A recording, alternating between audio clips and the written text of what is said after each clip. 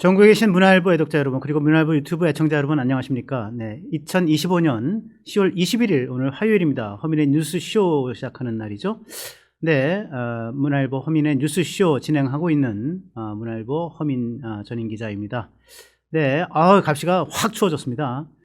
오늘부터 문화일보 유튜브 허민의 뉴스쇼에서는 가급적 정기적으로 여러분들이 좋아하시는 국민의힘의 김효은 대변인과 모시고 정치 토크를 같이 하고자 합니다. 네, 오늘 여러분께 모실 첫 뉴스, 장동혁 국민의힘 대표 왜 지금 윤석열을 면회했나 라는 주제입니다. 이 주제 가지고 여러분과 모실 때 여러분 구독, 좋아요 그리고 알림 설정 해주셔서 저희 문화일보 유튜브 허민의 뉴스쇼 만드는 데 힘을 보태주시기 부탁드립니다. 네, 감사합니다. 장동혁은 왜 지금 윤석열을 면회했는가? 먼저 제가 전당대회 기간 때부터 약속했던 것을 지킨 것이고, 저희 당연히 전직 대통령이었던 분에 대한 인간적인 예의를 다한 것입니다. 이렇게 기자간담회에서 얘기를 했네요. 네, 페이스북에서도 비슷한 취지로 비교적 짧은 글로 이렇게 썼습니다. 제가 윤석열 전 대통령을 배웠습니다. 면회를 했습니다. 기도와 성경을 무장해서 나날을 보내고 계십니다. 그분과 함께 이렇게 일치단결해서 가겠습니다. 이제 이런 내용을 이제 가지고 썼죠. 이거 가지고 이제 여러 가지 이제 뭐 논란이 이렇습니다. 뭐 당내에서도 그렇고 민주당은 뭐 말할 것도 없고요. 그렇죠? 그래서 어저께 월요일입니다. 장동혁 대표가 일부러 또 기자회견을 열어서 추가 설명을 합니다. 뭐라고 얘기하냐면요. 민주당에서 모든 의원이 나서서 규탄 대회까지 하던데 이게 그럴 사안인지 안쓰럽습니다. 그러면서 이렇게 얘기해요. 민주당도 곧 전직 대통령에 대해서 면회할 순간이 다가올 텐데 그때 민주당이 어떻게 할지 지켜보겠습니다. 이거 무슨 얘기죠? 민주당도 곧 전직 대통령에 대해서 면회할 순간이 다가올 텐데 이재명 대통령을 그냥 5년 임기를 못 봐주겠다. 이재명 대통령을 끌어내리겠다. 뭐 더 노골적으로 인문학적 용어로 얘기하면 이재명 대통령을 탄핵시키겠다. 이런 거 아니겠습니까? 그래서 민주당이 곧 전직 대통령에 대한 면회할 순간이 다가올 텐데 그때 민주당이 어떻게 할 것인지 지켜보겠다라고 얘기한 것 같습니다. 사실 장동혁 대표가 당대표 되기 직전부터 되고 나서 선거 캠페인 때부터 그리고 대표 되고 나서 취임 인사말 그리고 또 얼마 전 해서 3번에 걸쳐서 이재명 대통령을 끌어내리겠다. 이재명 정부를 사퇴시키겠다. 이런 말들을 해왔습니다. 제가 이 자리를 빌어서도 여러분께 몇 차례 말씀을 드린 적이 있습니다. 네, 그래서 이 장동혁 대표는 자신의 전직 대통령에 대한 면회에 대해서 민주당이 뭐 조금 진짜 말로 악악대고 그리고 난리 법석을 부리는 것을 보면서 야, 이재명 대통령은 온전할 것 같아? 그때 너희는 어떡할 건데? 면회할 거야 안 할 거야? 그때 두고 보자. 이제 이렇게 얘기하는 것 같아요. 예, 한편으로는 뭐 내가 전직 대통령을 아무리 탄핵당한 대통령이지만 만나는 거에 대해서 너희들이 뭐 그렇게까지 얘기할 게 뭐가 있느냐. 뭐 인간적인 예의 또는 뭐 1호 당원이었던 분에 대한 예의 차원에서 내가 갔는데 그런 거 가지고 뭐 그렇게까지 얘기하느냐 이제 이렇게 얘기하는 것 같습니다. 당내 일각에서 부정적 평가 반응들이 좀 나왔어요. 근데 정성국 의원 부산 쪽에 지역구를 두고 있죠. 뭐 친한계입니다. 네, 친한계. 그동안에 잠잠했던 친한계가 다시 또 뭐 요걸 계기로 해서 뭐 말문을 좀 열었던 그런 측면이 있는데 여당에 먹잇감을 던져줬다. 뭐 지금 국감에서 뭐 우리 국민의힘에 좋은 이슈들 유리한 이슈들이 막 터지고 있는데 그렇지 않습니까? 뭐 김현지 이슈 뭐 그다음에 민주당의 뭐 사법부 몰아치기 사법개혁 한다 만다 조희대 뭐 청문회 한다 만다 또 불러내서 면박 주고 뭐 이런 것들이 또 국민적 역풍을 불러오고 뭐 이렇게 좋은 이슈들 네. 그다음에 캄보디아 또 현지 우리 대한국민 뭐 납치 뭐 억압 이런 사태 이런 좋은 이슈들이 많은데 이것들을 좀 활용해야 되는데 왜 이런 국면에 갑자기 윤석열 면회 뉴스가 떠가지고 이걸 흐리느냐 왜 먹잇감을 주느냐 뭐 이런 얘기인 것 같아요. 또 이제 또 한 사람이 있죠. 저기 이 김재섭 의원 서울 어딘가요? 강북인가요? 네, 김재섭 의원이 또 뭐 저 듣기 싫은 소리를 또 한마디 했습니다. 이런 정도인 것 같아요. 제가 볼 때는 더 이상 뭐 큰 파장은 없는 것 같고 그냥 소수의 반발. 뭐 김재섭 의원도 어디 뭐 계보라고 얘기할 수는 없지만 그래도 친한 게 한동훈과 좀 가까운 편에 있는 의원이라고 봐야죠. 글쎄요, 뭐 청년 의원인데 김용태 의원도 그렇고 김재섭 의원도 그렇고 청년 의원으로서의 어떤 뭐랄까 미래 비전과 희망, 그다음에 이제 이 뭔가 이 쇄신에 대한 그 역량, 의지 이런 것들을 보여주는 정치를 해야 될 텐데 글쎄 뭐 이거 뭐 내부 총질 같은 데에 앞장서고 뭐 이런 모습들이 좀 있는 것 같습니다. 어쨌든 좀 제가 보기에는 그렇게 달가 보이는 정치는 아닌 것 같습니다. 며칠 전에는 그 지금 윤석열 대통령을 면회한 것이 장동혁 대표가 전 대통령을 면회한 것이 지난주 금요일이었고요. 그리고 이것을 이제 페이스북에 올린 거리 하루 뒤입니다. 토요일입니다. 아마 타이밍을 생각했던 것 같고, 그리고 나서 이것이 주말을 거치면서 조금 이제 뭐 논란 아닌 논란이 되다 보니까 이제 월요일부터 아마 이 국민의힘 의원들이 있는 그 단체 채팅방 있지 않습니까?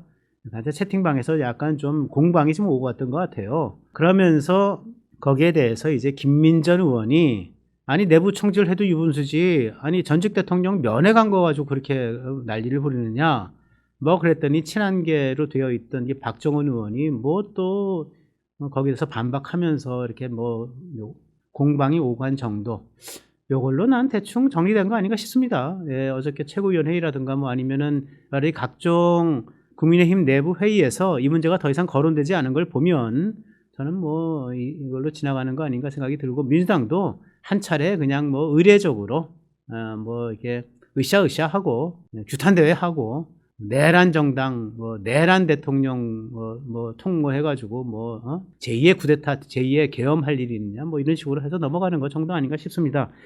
제가 뭐 장동혁 대표의 생각을 제가 일부러 변명해 주려고 하는 것이 아니라 제가 이제 장동혁 대표와 얼마 전에 나눴던 대화를 지금 가만 곰곰이 이제 복기를 해보니까 이미 이러한 결심을, 즉 윤석열 전 대통령을 면회해야 되겠다라고 하는 결심을 세운 거는 상당히 오래됐다. 당대표가 된 이후로 특히 뭐라 그럴까, 전당대회 때 당대표로 출마해서 캠페인을 할 때부터 내걸었던 약속이었다라고 하는 것들이 생각이 들더군요. 예, 두 가지 얘기를 저한테 했던 거를 기억을 합니다. 이 문제와 관련해서 첫 번째는 뭐라 그랬냐면요, 전당대회 때의 약속이었습니다. 그러면서 하는 말이 정치인의 약속은 생명이라고 생각합니다. 저는 이 장동혁 대표로부터 이 말을 종종 들었습니다. 장동혁과 국회에서 또는 뭐 이렇게 여러 가지 공사석에서 때로는 뭐 여럿이서 또는 뭐 둘이 이렇게 여러 번 만날 기회가 있었는데, 장동혁 대표는 이 정치인의 약속에 대해서 굉장히 많은 이 어떤 이행에 대한 중압감, 성실 이행에 대한 의무감 같은 것이 차고 넘치는 사람이었다라고 하는 거를 제가 많이 느꼈어요. 그날도 며칠 전에 저랑 대화했을 때도 정당대회 때 약속이었다. 그리고 정치인의 약속은 굉장히 소중합니다. 생명과 같다고 생각을 합니다. 이렇게 분명히 말한 것을 제가 기억을 해내서 그런 거였구나. 그래서 장동혁 대표로서는 제가 볼 때는 하나의 숙제를 끝냈다. 숙제는 무슨 숙제냐? 네, 전당대회 때 윤석열 전 대통령을 내가 면회 가겠다라고 한 약속, 이것이 숙제였고 그 숙제를 이제 이행한 거다. 그렇게 생각합니다. 한편으로 보면요, 여러분, 그렇게 생각을 해보시죠. 이게 윤석열 전 대통령을 따랐던 지지자들, 즉 친윤이라 그럴까? 이런 그룹이 한때는 40% 이상, 국민의 40% 이상이 된 적이 있었습니다. 예컨대 12.3 계엄에 대해서 찬성한다면 요거는 별개의 문제로 윤석열 전 대통령에 대한 탄핵을 찬성하느냐 반대하느냐 했을 때 반대한다라고 하는 응답이 45%에 이르렀던 때가 있었습니다. 국민의 절반이 45%니까 거의 절반이죠. 이 윤석열 탄핵에 반대한다, 이렇게 얘기를 했던 거예요. 이런 분들이 지금은 그 퍼센티지가 좀 줄어들었겠지만 그럼에도 불구하고 아직 여전히 무시할 수 없는 다수로 남아있다. 그런 상황에서 이 다수를, 무시할 수 없는 다수를 과연 우리가 절연하고 버리고 가야 될 것인가? 그들의 열망을 내가 짓밟아도 되는 것인가? 아마 그런 생각을 했을 거예요. 전략적으로는. 네, 어쨌든 정치인은 늘 선거를 생각하고 표를 생각하는 사람들이기 때문에 생각하지 않을 수가 없죠. 그렇지 않습니까? 예, 저는 뭐 심지어 뭐랄까 태극기 세력, 뭐 정강훈 세력 이들까지도 좀 뭐 극단적이다라고 하는 평가를 받는 이들까지도 저는 국민의힘이 끌어안아 가지고 이들까지도 우리의 세력으로 확장시키고 그거를 무기로 해서 뻗어나가야 된다는 생각을 하는 거예요. 저는 그렇게 생각합니다. 정치는 결국 자기 지지 기반을 확충하고 자기의 반대 세력을 줄여나가고 상대의 지지 기반을 허물고 상대의 반대 세력을 늘려나가는 행위거든요. 예. 그게 선거고 그게 투표에 결정적인 요인을 미치는 행위이기 때문에 저는 그것이 온당하다. 거꾸로 생각을 해보십시오. 민주당은 안 그렇습니까? 아니 극좌파, 주사파, 종북 주사파까지 전부 다 포용하고 끌어안고 이 사람들이 뭐 사고를 쳐도 우리가 보호해야 돼. 그러면서 좋게 얘기한 포용 아니면 끌어안고 가잖아요. 우리 편 내가 지킨다 이러고 가는 겁니다. 집단적으로. 보수는 상대적으로 이른바 진보보다 그런 것들이 약했던 거거든요. 이제는 좀 달라져야 된다. 그런 사람들조차도 나 끌고 가야 된다 생각을 하고 그런 면에서 저는 전당대회 캠페인 이후로 쭉 했던 약속을 지키는 이행 차원도 있지만 한편으로는 전략적으로 그래도 우리에게 표가 될 우리의 지지자들, 과거의 지지자들 그리고 윤석열 대통령에 대한 지지자들도 끌어안고 가야 된다는 생각에 나 만나러 간 거다라는 생각이 듭니다. 이거는 정치인의 정당한 자기 생존 논리예요. 이거 가지고 저는 뭐 가타부타 얘기할 거 아닙니다. 뭐 이것이 진짜 뭐 중도층의 확장에 도움이 되느냐 마느냐 이거는 별개의 문제죠. 네, 그거는 뭐 장동혁이 앞으로도 헤쳐나가야 될 과제다. 전 그렇게 생각을 합니다. 장동혁 대표가 저와의 대화에서 나눴던 두 번째 얘기, 저한테 했던 두 번째 얘기를 소개하겠습니다. 저는 먼저 굳히고 그 후에 뻗어야 한다고 생각합니다. 그렇지 않으면 누가 국민의힘이 살아나기 어렵습니다. 이게 장동혁이 생각하는 국민의힘에 대한 진단이고 현 정국을 어떻게 돌파할까에 대한 해법입니다. 먼저 굳히고 나중에 뻗어라. 바둑 용어죠. 굳히고 뻗어라. 굳히지 않고 어떻게 뻗습니까? 거점을 확보하고 그리고 확장해 나가는 거다. 이제 이렇게 얘기를 합니다. 조금 더 들어가면 최소한 올해 연말까지는 굳히기 작업에 자기는 매진하겠다. 이런 얘기를 저한테 분명히 했던 거를 기억을 합니다. 여러분들에게 많은 걸 털어놨는데 그런 차원에서 이 굳히기 차원에서 조금 전에 제가 얘기했죠.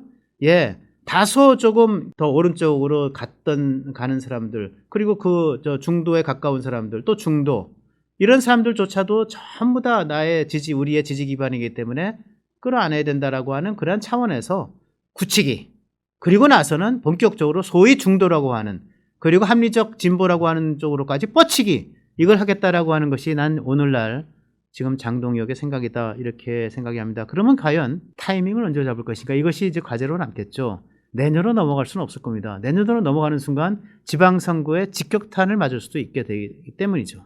그렇기 때문에 올해 안에 해야 되는데 지금 마침 국감이 열리고 있어. 저는 이것이 좀 작용한 거 아닌가. 국감에서 여러 가지 소음이 발생하고 있잖아요. 여당에 의한 소음, 야당에 의한 소음, 이건 뭐 조희대 소음, 김현지 소음, 뭐 여러 가지 소음이 발생하고 있기 때문에 이 소음 속에 좀 어떻게 보면 좀 묻어가기 식으로 윤석열 전 대통령에 대한 면회가 이루어진 거 아닌가 이런 생각을 듭니다. 그렇게 정치는 역시 명분과 타이밍이기 때문에 그렇게 타이밍을 잡은 것 같다라는 생각을 좀 하게 됩니다.